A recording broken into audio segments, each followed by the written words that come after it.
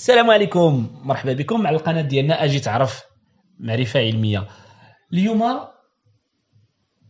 حديث الصحف المغربية والعالمية على واحد المنتوج مغربي 100% ماروكان اللي هو لو كيت دو ديتيكسيون دو كوفيد 19 بروبرمون ماروكان.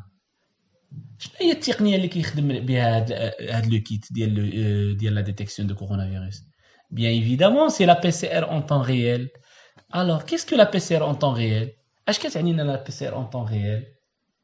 La PCR en temps réel هي واحد la technique dérivée de nucléaire qui permet de détecter la présence de le matériel génétique propre à un agent pathogène, notamment un virus. Initialement, le matériel génétique était détecté au moyen de marqueurs isotopiques. هذا تاريخيا كيفاش كانت كيديتكتا le matériel génétique par des marqueurs isotopiques. Mais la méthode a ensuite été perfectionnée et d'autres types de marqueurs, le plus souvent qu'un décolorant fluorescent, remplacent aujourd'hui les isotopes radioactifs. Avec cette technique, les scientifiques peuvent visualiser les résultats de façon presque immédiate avant que le processus soit terminé.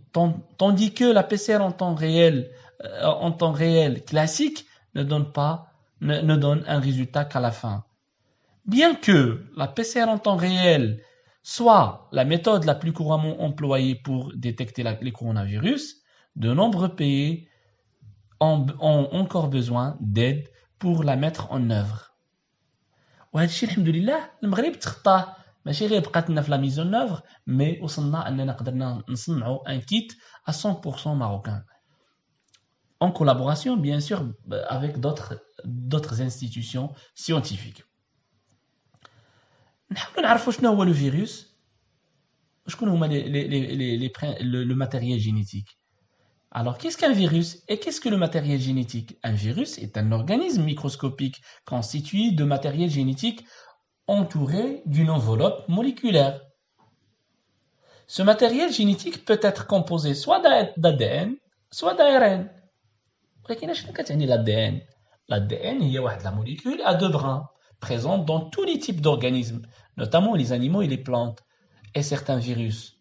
ماشي كلهم les virus عندهم l'ADN.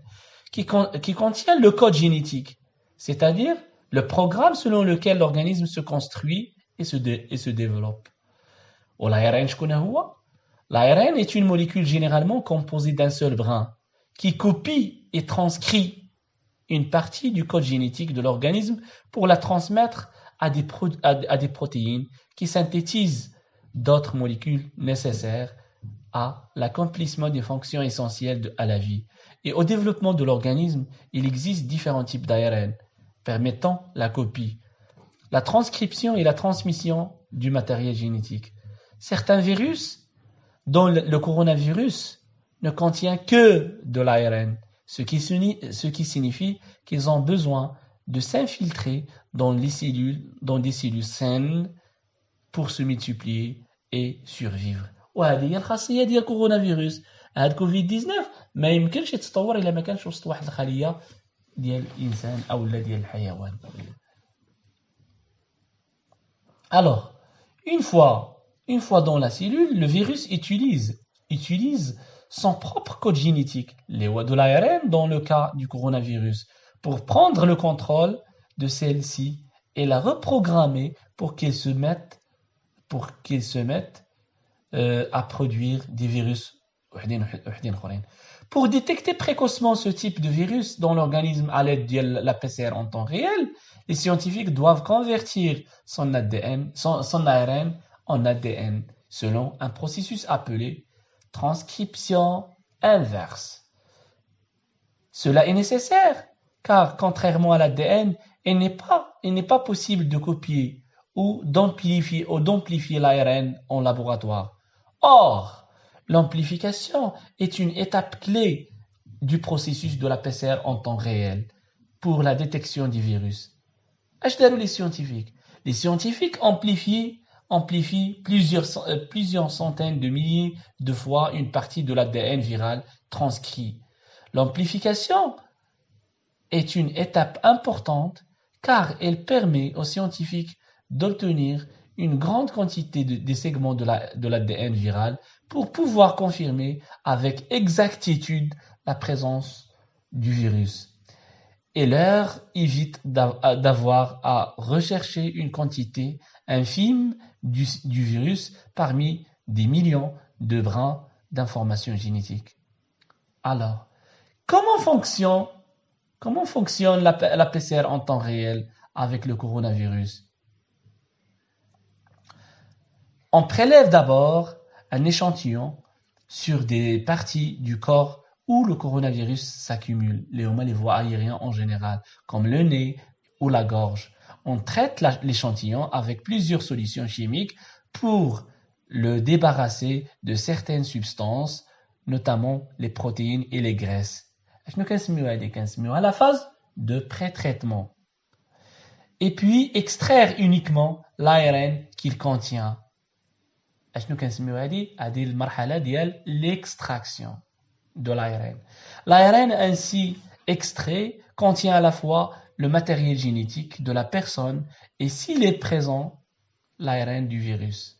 L'ARN est alors converti en ADN. Lors de la transcription inverse, grâce à une enzyme spécifique, les scientifiques ajoutent ensuite de courts fragments d'ADN complémentaires de certains segments de l'ADN viral transcrit. Si le virus est présent dans l'échantillon, ces fragments s'attachent aux segments de l'ADN viral cible. Certains des fragments d'ADN ajoutés servent uniquement à construire de nouveaux brins d'ADN lors de l'amplification, tandis que les autres fragments servent aussi au marquage des brins qui permettront de détecter le virus. Le mélange est ensuite placé dans un appareil qui s'appelle RT-PCR. Il y a l'appareil désigné pour techniquer la PCR en temps réel, où il est chauffé et refroidi suivant des cycles qui déclenchent des réactions chimiques permettant d'obtenir de nouvelles copies identiques des segments de l'ADN viral cible. Les cycles se répètent de nombreuses fois pour continuer à copier les segments de l'ADN cible. À chaque cycle, la quantité double. On passe de 2 copies à 4. المعنى ديالها كتكون عندنا ان سول بران كيولي لنا جوج كتولي لنا 4 و4 كتولي لنا 8 ديال لي كوبي و8 كتولي 16 ainsi de suite. هذه هي la technique ديال l'amplification en général. Puis 4 à 8 ainsi de suite. Le processus de la PCR en temps réel comprend généralement 35 cycles, ce qui signifie qu'à la fin du processus, environ 35 milliards de nouvelles copies des segments d'ADN viral sont produites à partir de chaque brin de l'ARN viral présent dans l'échantillon. La technique la plus fiable pour la détection du virus de coronavirus, ce qui écarte toutes sortes d'erreurs. À mesure que les copies des segments de l'ADN viral sont produites, les marqueurs se fixent sur les brins d'ADN et émettent une fluorescence qui est mesurée par l'ordinateur de l'appareil.